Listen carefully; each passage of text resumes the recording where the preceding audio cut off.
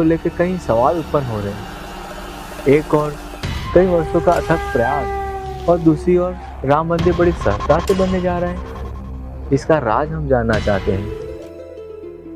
एक राजा के पीछे करण करावन हार की सत्ता किसकी है आचार्य? दत्त, तुम्हारे हृदय में जो सवाल चल रहा है उसे मैं अच्छी तरीके से समझ सकता हूँ। आज सनातन संस्कृति की रक्षा के लिए जिन राजाओं के द्वारा उठाए जा रहे कदम और प्रयास, आज जो भी हमें सफल होते हुए दिखाई दे रहे हैं, उन सभी सफल प्रयासों और सफलताओं के पीछे ब्रह्म ज्ञानी महापुरुषों का ही शुभ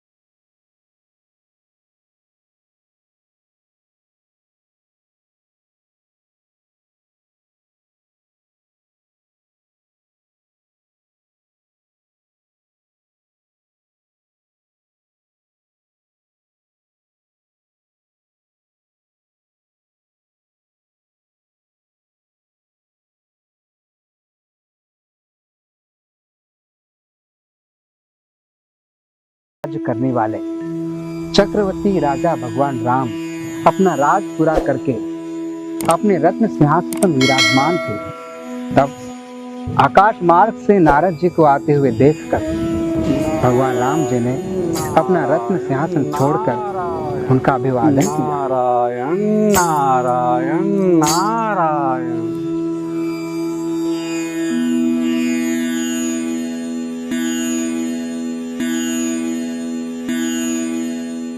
साधो साधो साधो। सोहम भवद्भ्यः उपलब्ध सुतीर्थ कीर्ति छिन्न घाम स्वबाहुमपि वह प्रतिकूल वृत्तिम। साधो साधो साधो। हमारी जिस कीर्ति के श्रवण और सुमिरन से लोग भवसागर से तर जाते हैं, वह हमारी नहीं थी, वो सब आपकी ही तो दी हुई है। वैराग्य के समय काल में तो मैंने राजपाट का मोह तक त्याग दिया था। गुरु वशिष्ठ जी के मार्गदर्शन से प्रेरित होकर फिर मैंने राजपाट संभाला। राजा के माध्यम से प्रजा में जो चारों ओर सुख वैभव दिखाई देता है, वो सब आपकी ही तो देन है। राजा तो मात्र माध्यम। इसीलिए आप जैसे महापुरुषों के साथ जो कोई भी विरुद्ध आचरण करेगा, चाहे वो मेरी भुजाई क्यों ना हो, मैं उसे काट डालूंगा। साधो साधो साधो। इसीलिए है दत्त, इस सृष्टि के मूल से लेकर अंत तक ब्रह्म ज्ञानी संतों का पुरुषार्थ, आशीष और उनका शुभ संकल्प ही होता है, जो एक समय राम राज्य को स्थापित करता है तो दूसरी ओर धर्म की रक्षा के लिए कौरव और पांडवों के बीच में युद्ध भी करवाता है। गुरु बृहस्पति होकर देवताओं का मार्गदर्शन करता है तो कहे गुरु शुक्राचार्य होकर दैत्यों का। इस पूरी सृष्टि में प्रकृति धर्म अधर्म क्रियाक्रम के मापदंड को गति देने का कार्य प्रकृति इन्हीं महापुरुषों से ही लेती है। इसलिए ब्रह्म ज्ञानी भगवान से भी बड़े दानी होते हैं, जो कभी परशुराम जी तो कभी दधीची होकर सृष्टि की रक्षा के लिए अपने शरीर की एक एक हड्डी भी दान में दे देते हैं। दत्त, अब देखना यह है कि आज के राजा को संतों से प्राप्त दृष्टि और राजा का खुद का विवेक उसका कहाँ तक साथ देता है। उस अंत सफल परिवर्तन वेला में राजा संत की कृपा कितना पचा पाता है। आचार्य, कुछ समझा नहीं। राजा के खुद का विवेक का क्या तात्पर्य है? ब्रह्म ज्ञानी संत वो सूर्य होते हैं जिनके लाभ से कोई चाहकर भी अछूता नहीं रह पाता है। किंतु ऐसे संतों के प्रति राजा और प्रजा का क्या कर्तव्य होना चाहिए, ये सभी बातें प्रकृति को सुचारू रूप से चलाने के लिए अहम भूमिका अदा करती है। इसीलिए हर एक राजा को इन बातों का विवेक रखना बहुत जरूरी है। जब भी ऐसे संतों को सताया गया है तो इसके परिणाम बहुत घातक साबित हो गए।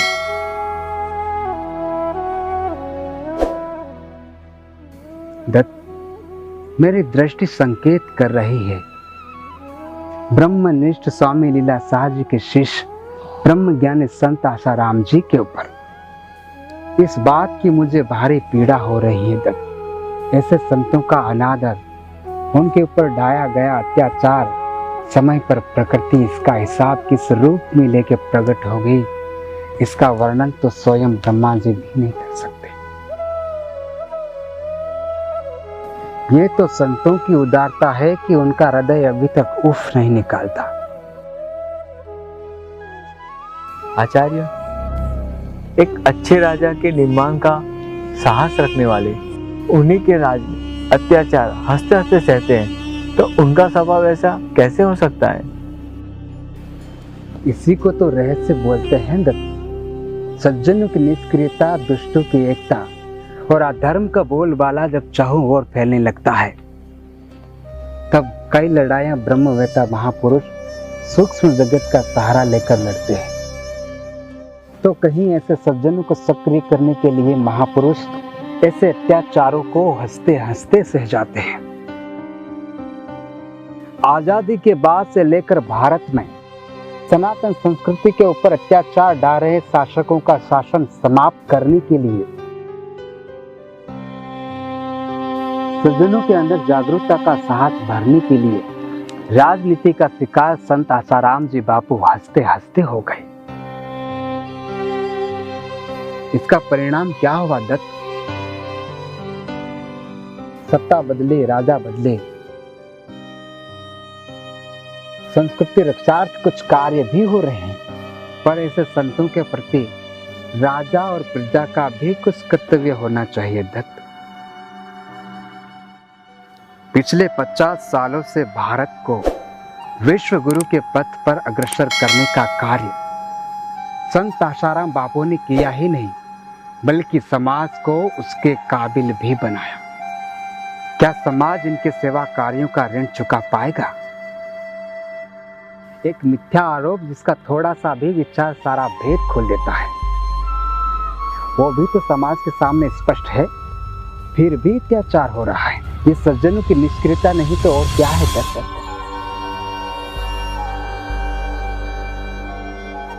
गूंगा वो नहीं है जो जुबान से बोल ना पाए, बल्कि गूंगा वो है जो सच के लिए आवाज ना उठाए।